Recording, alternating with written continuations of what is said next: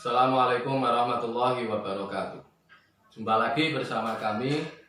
Kali ini kita akan membahas tentang pengertian APBDes beserta isi dari APBDes tersebut. Semenjak desa digelontor dengan uang yang besar oleh pemerintah mulai pada tahun 2015 yang lalu, desa selalu menjadi sorotan oleh publik, baik itu masyarakat maupun lembaga pengawas keuangan desa. Sorotan yang dilakukan itu diantaranya adalah berupa pertanyaan, apakah desa mampu untuk mengelola dana yang begitu besar?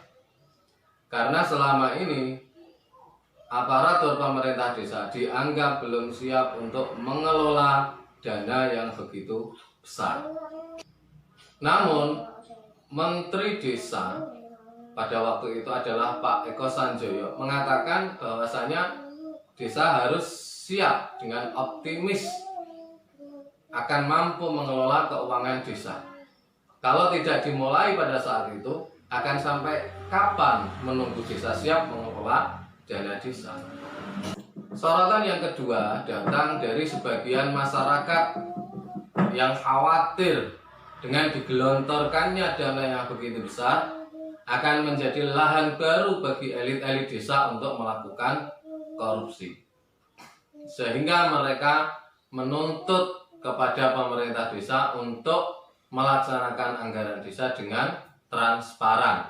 Nah, sikap kritis terhadap pengelolaan keuangan desa tersebut boleh-boleh saja dilakukan dan sah-sah saja selama hal itu dilakukan dengan cara yang baik dan juga disertai dengan data yang akurat. Jangan sampai seseorang melakukan kritikan terhadap desa, tapi dia sendiri tidak paham terhadap isi apa yang ada di dalam anggaran desa itu sendiri. Pemerintah desa sendiri pun sebenarnya dituntut untuk selalu transparan dalam mengelola keuangan desa. Hal itu dilakukan semenjak awal ketika proses perencanaan, maka pemerintah desa harus melibatkan unsur-unsur masyarakat, tokoh-tokoh masyarakat dalam musyawarah perencanaan pembangunan desa atau yang biasa disebut dengan Musrenbangdes. Hingga kepada detail rencana anggaran biaya atau RAP. Masyarakat berhak untuk mengetahui isi dari RAP tersebut.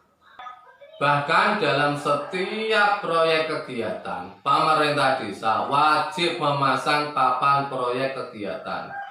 Karena semua proyek yang didanai oleh keuangan negara harus memasang papan proyek. Memang tidak salah ketika ada seorang yang mengatakan transparan bukan berarti telanjang bulat. Dalam artian apa? RAP itu tidak harus serta-merta dipasang di seluruh penjuru yang ada di desa. Namun transparansi di sini menuntut bahwasanya ketika ada warga yang ingin tahu isi dari RAP atau RAP itu, maka warga desa atau masyarakat haruslah diberi akses untuk melihatnya. Baik, langsung saja kita masuk ke pokok pembahasan, yakni tentang pengertian APBDes serta isinya itu apa saja. APBDes adalah merupakan singkatan dari Anggaran Pendapatan dan Belanja Desa dalam kurun waktu 1 tahun, yakni mulai tanggal 1 Januari hingga 31 Desember. APBDes ini merupakan kitab sucinya pemerintah desa, karena dari sinilah semua kegiatan akan dilaksanakan. Keluar masuknya keuangan desa juga melalui APBDes ini. APBDes dibuat dengan menggunakan acuan RKP atau Rencana Kerja Pemerintah Desa, yang di situ memuat usulan-usulan masyarakat ketika melaksanakan musyawarah rencana pembangunan desa atau Musrenbangdes. APBDes ini disusun oleh pemerintah desa dan dibahas bersama-sama dengan Badan Permusyawaratan Desa atau BPD. APBDes ini harus disahkan paling lambat tanggal 31 Desember. APBDes tidak akan sah apabila BPD tidak menyetujui rancangan APBDes tersebut. Maka dalam pembuatan APBDes itu harus disertai dengan lembar pengesahan BPD dan juga berita acara. Lalu apa saja yang ada dalam APBDes? Menurut Permendagri nomor 20 tahun 2018, isi dari APBDes itu ada 3. Yang pertama adalah pendapatan, kemudian yang kedua adalah belanja, dan yang ketiga adalah pembiayaan. Sekarang berbicara tentang pendapatan. Pendapatan desa itu berasal dari mana saja? Ada 3 sumber ya. Yang pertama adalah pendapatan asli desa, yang kedua pendapatan dari transfer, yang ketiga adalah pendapatan lain-lain. Pendapatan asli desa ini bisa berasal dari hasil aset desa atau hasil usaha desa maupun pendapatan desa yang lain. Semisal dari pungutan yang sah. Sedangkan pendapatan transfer ini ada yang berasal dari pusat yang disebut dengan dana desa atau biasa kita kenal dengan DD. Kemudian ada transfer dari pemerintah provinsi. Ada juga transfer dari pemerintah kabupaten, yaitu berupa alokasi dana desa. Ada juga bagian dari hasil pajak retribusi daerah atau yang biasa dikenal dengan BHPR.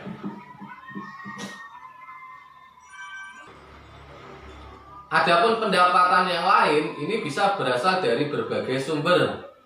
Misalkan dari kerjasama desa, dari bagi hasil perusahaan yang ada di desa tersebut, dari bunga bank, kemudian dari hibah pihak ketiga, dan lain-lain.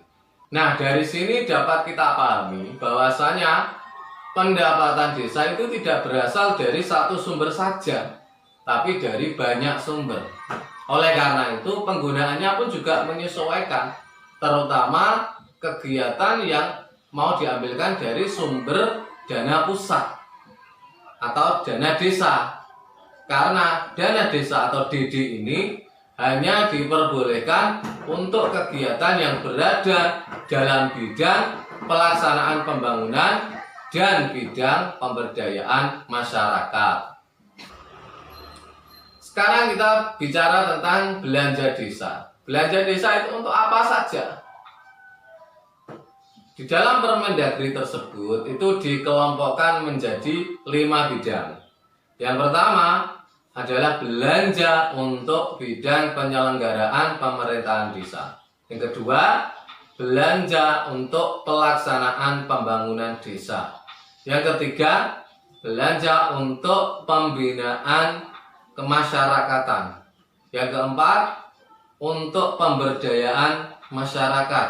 Yang kelima adalah penanggulangan bencana, keadaan darurat, dan mendesak desa. Belanja penyelenggaraan pemerintahan desa ini mencakup penghasilan kepala desa, kemudian mencakup penghasilan perangkat desa, ada juga tunjangan BPD, kemudian insentif RT RW, dan juga operasional pemerintahan desa sehari-hari. Ya, intinya adalah untuk berjalannya roda pemerintahan desa ini masuk dalam bidang penyelenggaraan pemerintahan desa. Belanja pelaksanaan pembangunan desa ini meliputi belanja kebutuhan masyarakat luas yang mencakup kebutuhan dasar warga desa, seperti kebutuhan di bidang pendidikan, kebutuhan di bidang kesehatan, kebutuhan di bidang infrastruktur dalam skala desa. Biasanya belanja di bidang pelaksanaan pembangunan desa inilah yang menggunakan sumber dari dana desa atau DD. Kemudian berbicara tentang belanja pembinaan masyarakat desa, ini meliputi kegiatan yang berkaitan dengan ketentraman, keamanan masyarakat desa, termasuk penyelenggaraan kegiatan-kegiatan kebudayaan atau kegiatan-kegiatan yang sifatnya keagamaan seperti peringatan-peringatan hari besar maupun kegiatan sedekah bumi dan lain-lain sebagainya. Yang keempat, kegiatan belanja untuk pemberdayaan masyarakat desa ini meliputi peningkatan kapasitas aparatur pemerintah desa dan juga penyelenggaraan pelatihan-pelatihan untuk pemberdayaan masyarakat. Kemudian belanja penanggulangan bencana, keadaan darurat, dan mendesak desa. Itu sesuai dengan namanya, ya kegiatan yang dilaksanakan adalah kegiatan untuk penanggulangan bencana maupun keadaan darurat yang mungkin bisa saja terjadi pada suatu desa. Lalu sekarang apa yang disebut dengan pembiayaan? Di sini saya bacakan. Pembiayaan desa, sebagaimana menurut Permendagri di atas, adalah semua penerimaan yang perlu dibayar dan atau pengeluaran yang akan diterima kembali, baik pada tahun anggaran yang bersangkutan maupun pada tahun anggaran berikutnya. Atau gampangannya, pembiayaan ini adalah kegiatan yang bersumber dari sisa lebih anggaran tahun sebelumnya atau yang biasa disebut dengan silpa. Nah, silpa ini dimasukkan dalam bidang bagian pembiayaan yang mana nantinya juga bisa digunakan untuk belanja kegiatan atau bisa diberikan sebagai modal untuk pengembangan BUMDes. Nah, demikian tadi beberapa penjelasan singkat mengenai APBDes beserta isinya. Sebagai warga, kita berhak untuk mengetahui isi dari APBDes. Jangan sampai kita memiliki sikap kritis terhadap pengelolaan keuangan desa, tapi kita tidak paham apa isinya. Karena di samping pemerintah pusat sendiri juga meminta kepada masyarakat untuk turut mengawasi dana yang digelontorkan kepada desa.